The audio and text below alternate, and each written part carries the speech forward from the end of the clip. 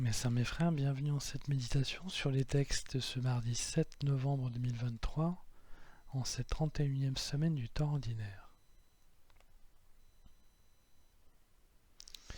Le royaume de Dieu appartient aux humbles et aux pauvres.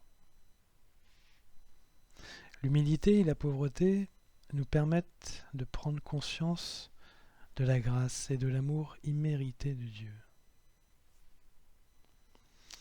Nous qui n'avions rien, nous qui n'étions pas héritiers du trône de David, nous bénéficions de l'amour inconditionnel du Père qui vient nous sauver par son Fils qui se donne à nous dans son sacrifice.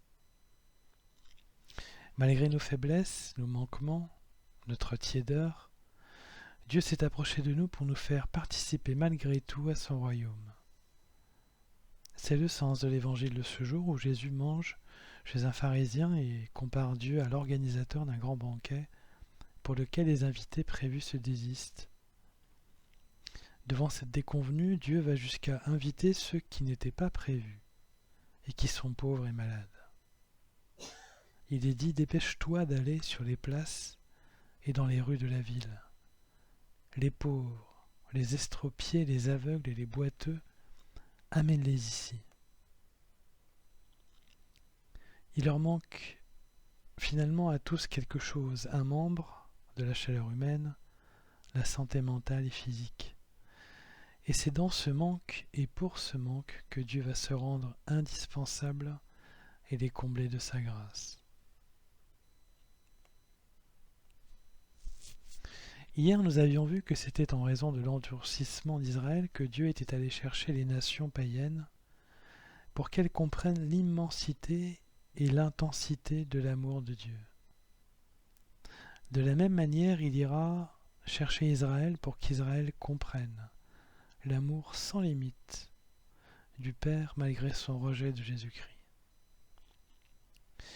Il ira chercher d'autant plus toute personne qui se sentira et se reconnaîtra pauvre et dépourvue de toute qualité divine comme un enfant, ce que déclare le psalmiste en disant « Seigneur, je n'ai pas le cœur ferme, le regard ambitieux. Je ne poursuis ni grand dessein ni merveille qui me dépassent. Non, mais je tiens mon âme égale et silencieuse. Mon âme est en moi comme un enfant, comme un petit enfant contre sa mère. » Ce sont eux que Dieu viendra sauver. Il nous faut nous disposer à être aussi aimants et miséricordieux que notre Père pour montrer tout l'amour du Père aux autres.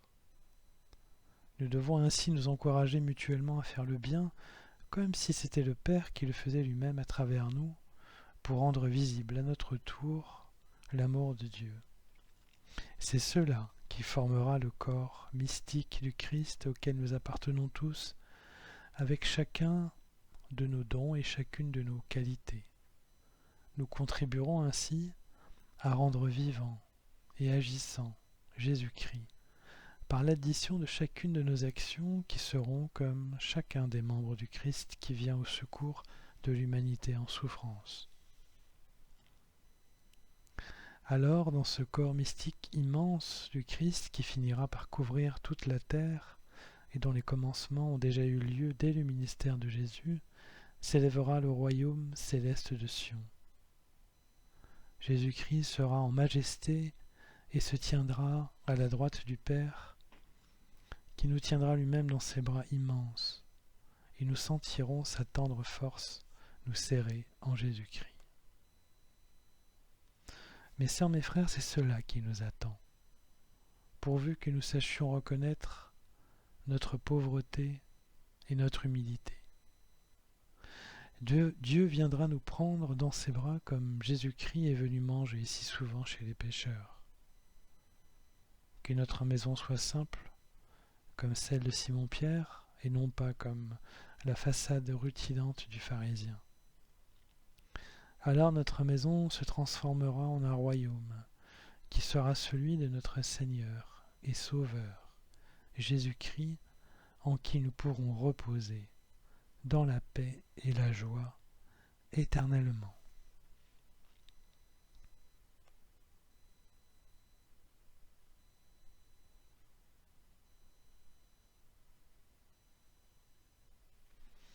Mes sœurs, mes frères, après cet instant de méditation sur les textes de ce jour consacrés au royaume de Dieu qui appartient aux humbles et aux pauvres, je nous invite à la prière.